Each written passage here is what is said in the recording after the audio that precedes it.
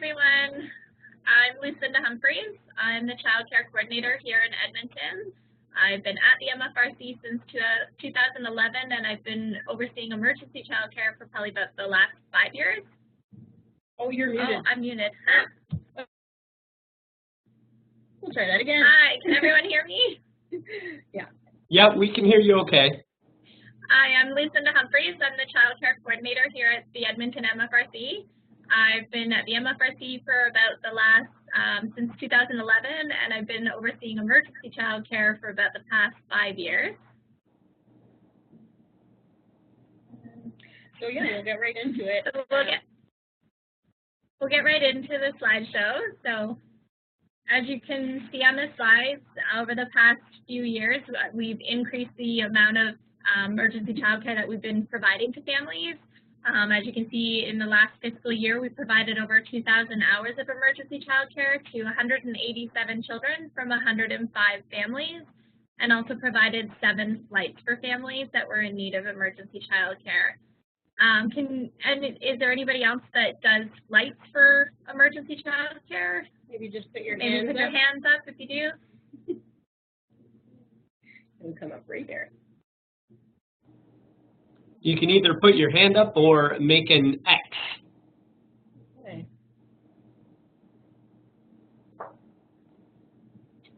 We've got one and a question, I think, maybe.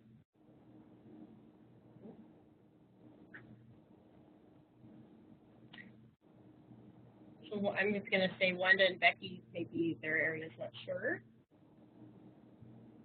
Okay, do you want to talk about flights a little bit? So I'll talk about the flights a little bit. So we reserve the flights for situations where the family might need more than 96 hours of care, or the care that they need is going to, if we arrange the care for the 96 hours, the flights would be cheaper to fly somebody here. And it works out being a better option often for the families because then it's somebody that they know. We say it doesn't have to be a family member, it could be a friend, family member, anybody that they would trust to care for their kids. We reserve that for those situations where they possibly need more hours of care or the amount of care that they're going to need. It's cheaper to fly someone here. So we do exceed our annual emergency child care budget every year, but we have some flexible funds that we can flex funds from other areas in order to cover the cost of our emergency child care. And in extreme circumstances, we would also seek some support from the contingency fund if needed for those emergency child care requests. We'll get in now to some of our child care options. Oh, hang on. Jonathan, I don't see our slide anymore. There we go. Yeah. So here at the MFRC, just due to the numbers of emergency child care requests we don't have the capacity to have MFRC paid staff deliver that support. So in order to cover emergency child care, we partner with outside agencies in order to provide this support. So some of the options on how we fill emergency child care is we first look at our programs. If we have space here in our daycare or our casual care program, then we would use our services first. However, if we don't, then we have partnered with a local registered day home agency, as well as a couple in-home worker agencies that can send a worker to the house. So that one we typically reserve for care that might be needed outside the normal working hours, or that there might be a specialized need, maybe a child with a special need that maybe can't go into a normal child care setting, that sort of thing. So we'll flip slides to the internal process. So here at the MFRC, I'm specifically the one who oversees emergency child care, but we do have a minimum of 3 other people who are also trained who can receive those emergency child care calls if I'm not here, and they can assess and arrange the care as needed.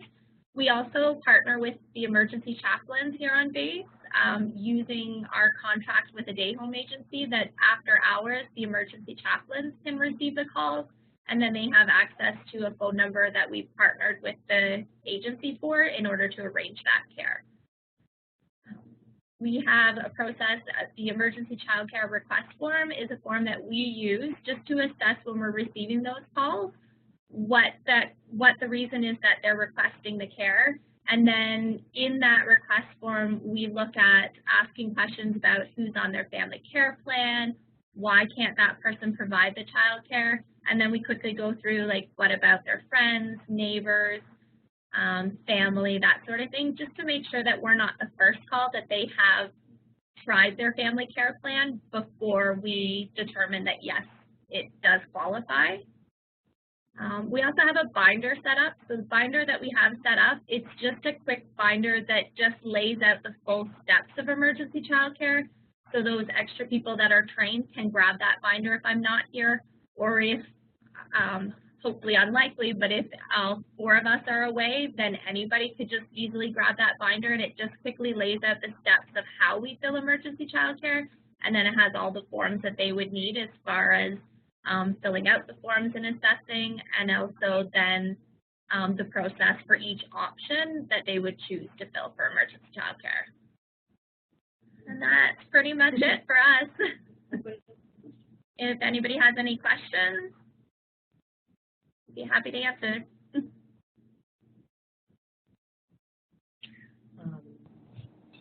So if you have any questions, then feel free to either write them in the chat or unmute your audio. If you're on the teleconference, then to unmute you press *7, and to remute you press *6. Anne? Yep, we can hear you. I take care of emergency childcare in North Bay, and a few years ago when I took over, we went through the 96 hours, and we were trying to figure out how much time do we give our families. So we came out with a format, and our format is that we allow families now up to 4 hours a week for respite. Okay.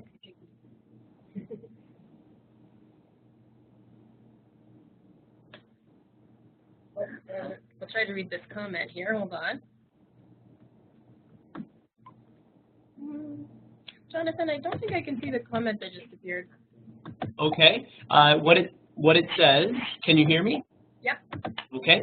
What it says is, does a conversation happen with the family member when the family care plan has a hiccup to improve their family care plan after the emergency child care is taken care of and the time has passed?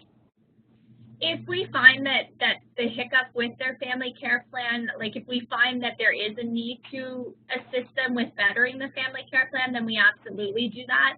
A lot of our calls when the family care plan falls through tends to be that the people that they have on their family care plan just aren't available.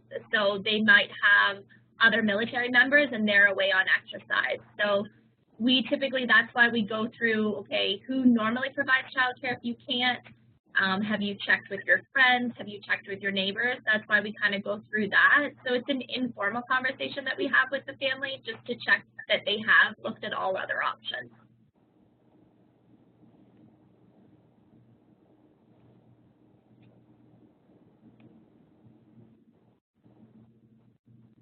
Any other questions from folks? Are there particular child care challenges around the policy that you were wondering about? Hi, it's Diane again.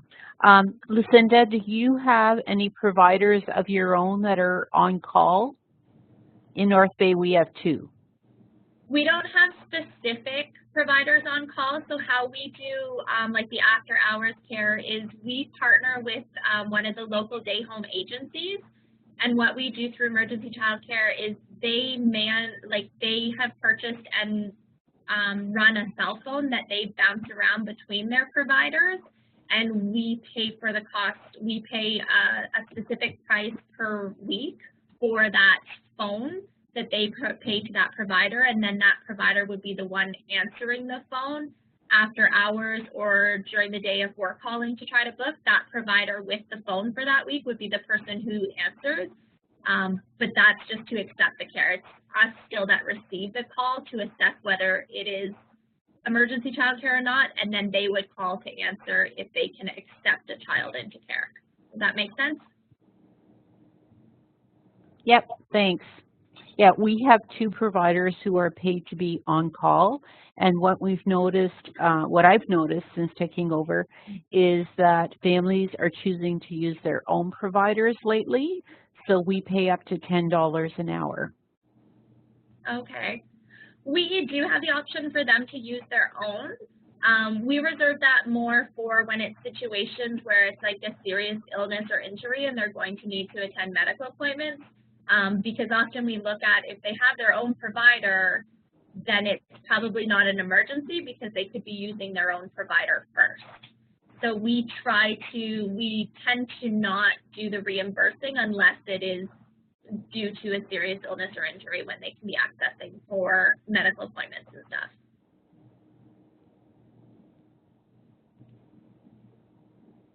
If that makes sense. Yeah. As far as being an emergency, it always is an emergency, but they found somebody to take care of them in an emergency situation. So we recognize that it was an emergency situation, and that's why we will pay it. Okay.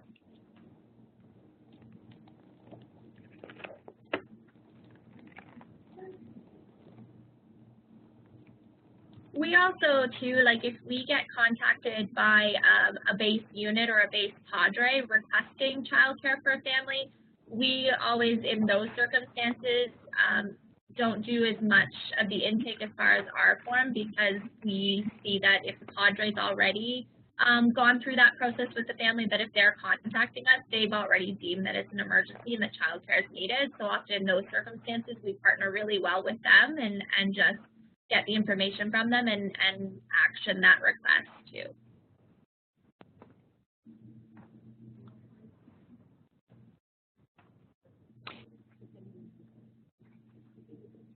Does anyone have any success stories about emergency childcare that's worked really well for them that they'd like to share?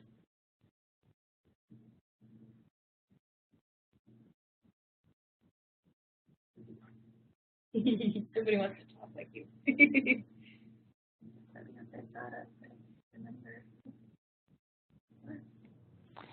Lucinda, it's Diane again. Because North Bay is a 24-hour base, we provide a list of our providers and my phone number to our ops room. So during business hours, families call here at the MFRC, of course, but after hours they call our operation room, which is open 24 hours a day. Okay. And that's where they can find the list of providers and my phone number. But at one point, they definitely have to call me to say that they're in an emergency situation and that they would like to use emergency childcare. Okay. So in your situation then, where you have a list of providers, when a family calls for emergency childcare, do you go through an assessment first, or do they call, like, do you call the providers to arrange it, or do they call providers to set it up? We've done both, where it's and the ops room is really good at because families will explain to the person who's working at the ops room. Usually it's a captain or a major, and he and I have had chats about what is an emergency. And so if it's like someone who's having to go to the hospital right away or something, he's really good at saying, okay, here's the providers, call them, and at one point you need to get hold of Diane. Okay, yeah. So I don't always receive the call from the emergency department for sure at the hospital, but I do receive a call eventually from that family saying this is what happened. Okay. But definitely if he's not sure if it's an emergency or not, he gets them to call me first. We have situations too. We do a lot of briefings ahead of time about emergency childcare to units because the one thing we struggle with emergency childcare is because the word emergency is in there, a lot of families think it's an instant service. We often have families that will show up at the door going, okay, I've had an emergency, can you take my kid? So we do a lot of briefings ahead of time to stress the importance of having a family care plan, because even all the options that we have, it still takes us time to get that care arranged for families. And on very rare instances, there have been cases where even with all the options that we have, we just haven't had any option for them. So we do a lot of briefings ahead of time, especially focusing on the importance of a really good family care plan. So we do a lot of those as much as we can ahead of time. I think there was a comment, but there's something that come up.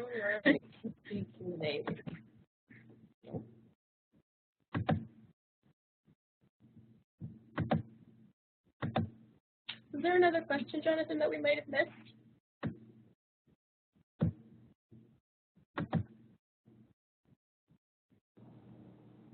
Yep, just hang on a sec. Let's see. So we've got Lisa wrote, so interpretation of modern Canadian Armed Forces families will be supported by emergency child care services under many unique circumstances, including when Canadian Armed Forces member must report for duty on short notice or is away on a tasking, and neither their primary or secondary caregiver identified on their family care plan is available to care for the children. When the family requires emergency respite child care, while the CAF member is away for essential health and well-being, when the CAF member requires emergency short-term child care to secure essential necessities that have not already been covered through IRP within 3 months after posting, or when the CAF member or any of the member of your family has been seriously ill or injured, or when a member of the family has died. There was a question also from Lisa. What are some other situations that families have run into circumstance-wise for childcare? Every call that we get always seems to be different. So we typically, when we get the call, the first thing we're looking at is making sure that they have tried other options before they're trying us first. We go through those lists above that was just read off by Jonathan. We do go through those to see if it meets those. If it doesn't meet any of those, but it does sound like their need for childcare is a legitimate need for childcare and that they have tried other options, then I always go to our executive director here and like advise her of what the situation is to see.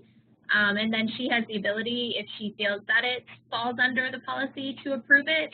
And if at any time we're not sure, then we always push the question up to MFS just to ask them and see. And we always think if the family went up to them, would this be one that they would cover? Definite gray areas, yes. Every call is always unique and no circumstance is ever the same.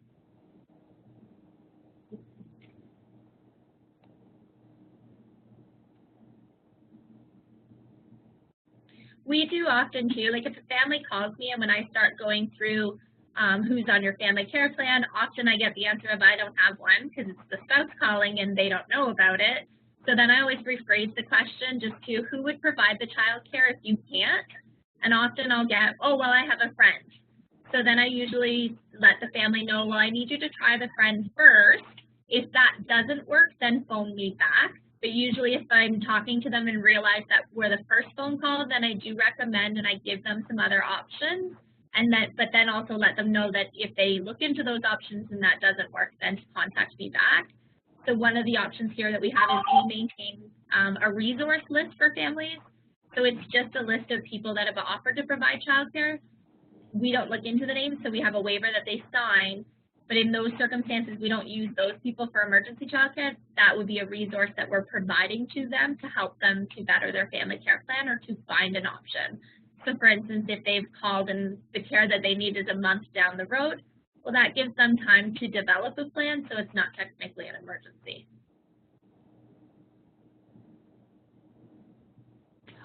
Hi, it's Diane again. So in the emergency childcare we have, it used to be 3 policies and there's now, it's all combined. So you're talking about emergency childcare. How do you handle respite? We go through the similar processes in that we're checking through, okay, what is your family care plan, making sure that they've been using their family care plan for that break. And then if they need more, then we go through the emergency childcare process. Typically, if they're just requesting respite, then we would utilize our own program here into our casual care program, unless that doesn't accommodate. So our casual care program runs through the week and 2 Saturdays in a month. Well, if they're working, then that's not going to help them with that break, so then we would look at the other options, but we go through this similar process to make sure that we're not the first call, that they are actually using their own resources first.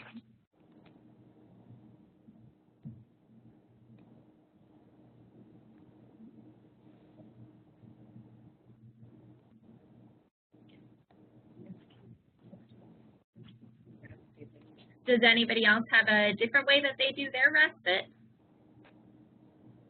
I was asking because in North Bay again, when families call because their spouse is away, we automatically give them 4 hours a week. Unless, of course, it's a weekend, then we determine how many hours they would qualify. But typically it's 4 hours a week. And it's just time to whether they want to go grocery shopping by themselves and not drag 3 kids with them, or go get their hair cut or whatever.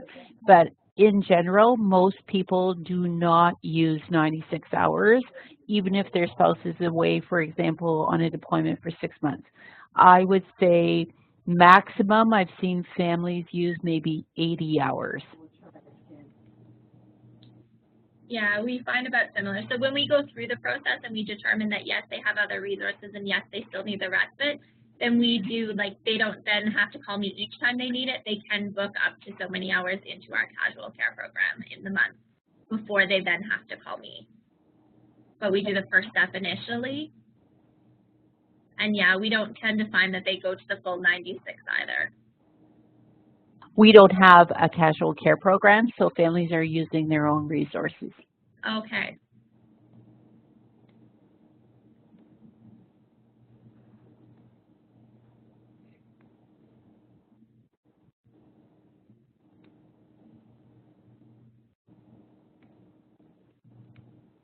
Any other questions from the field before we close up?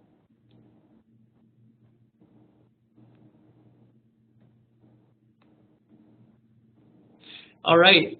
Well, as I say at the end of each web exchange, just keep in mind the reason why we provide the contact info that you can see in front of you is just in case you come up with questions after the fact. It's always good to be able to share information, and you may come across circumstances that have been experienced by other MFRCs where you'll be able to seek guidance from them.